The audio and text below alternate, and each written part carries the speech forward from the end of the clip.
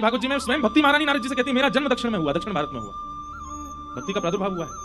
हम आपसे कोई अतिशयोक्ति में नहीं बोल रहे हैं इस बात को, ये वास्तविकता है कि भारत के किसी भी कोने में आप जाकर के अगर भक्ति की साधना को प्रकट करना चाहेंगे तो जितना ज्यादा समय लगेगा उसका 50% और कम कर दिया जाए, घटा दिया जाए, उतनी जल्दी भक्ति का प्रादुर्भाव यहां हो सकता है, क्योंकि ये जन्म स्थान है भक्ति का।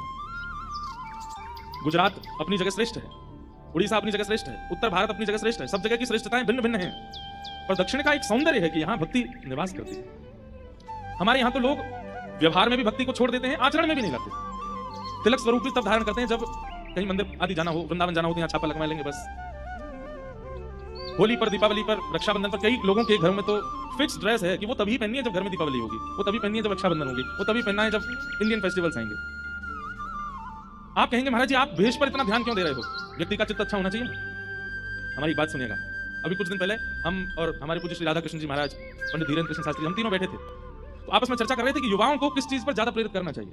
तो एक विषय हमारे गोवत्स महाराज जी ने छेड़ा और इतनी सुंदर बात उन्होंने बताई कि आज का युवा सबसे पहले तो भेष बदलना शुरू करे। और कैसे शुरू करे कि सप्ताह में केवल एक दिन ऐसा रखे, जैसे संडे छुट्टी है, जैसे सोमवार व्रत है, मंगलवार हनुमान जी का वार है, ऐसे ही सप्ताह में एक दिन ऐसा रखे कि उस दिन उसको भारतीय परिधान में ही रहना है, तिलक लगाना ही है, धोती पहननी ही है, कंठी धारण करनी ही है, बगलबंदी पहननी। ये एक साल में ये शुरू करे कि हर हफ्ते में एक दिन वो भारतीय वेश पहनेगा। तो हमने कहा इससे होगा क्या? बच्चे तो पूछने लगेंगे, आज के युवा पूछेंगे इससे क्या होगा।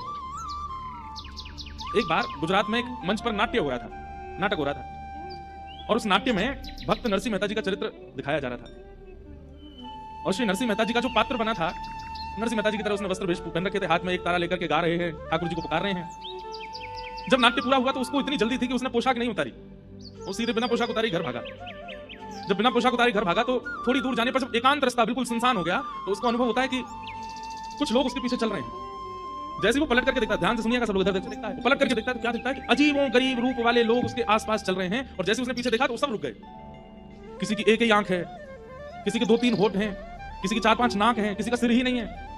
सबको देख करके वो घबरा गया। उसने कहा भैया आप लोग कौन हो?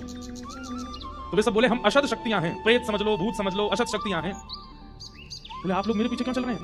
बोले तुम्हारे कुकर्मों के कारण हम तुम पर हावी होना चाहते हैं। तुमने अपने जीवन में इतने गलत गलत काम किए हैं, स्त्री व्यभिचार किया है, खान पान अशुद्ध किया है, लोगों के साथ छल किया है, कपट किया है, और तुम्हारा जीवन इतना ज्यादा व्यभिचार में निकला है कि हम तुम पर आक्रमण करना चाहते हैं।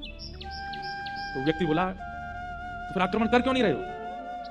तो वे सब बोले तुमने जो भेष पहना है ना नरसिंह मेहता का, इस भेष के कारण तुम बचे हो। हम बस प्रतीक्षा कर रहे हैं कि तुम ये भेष उतारो और हम तुम पर आक्रमण करें। तुम जैसे ही घर जाकर के धोती उतारोगे, तिलक मिटाओगे, ये पटका उतारोगे और गले में जो माला पहन के घूम रहे हो, जैसे ही तुम छोड़ोगे इसको, तुम्हारे ऊपर एक साथ 25 प्रेत आक्रमण करेंगे। वो व्यक्ति बोला आज से मैं प्रण देता हूं जीवन भर ऐसे ही रहूंगा ताकि आप लोग मेरे ऊपर ना आओ। आपको हो सकता है कि सुनने में केवल बात लग रही हो,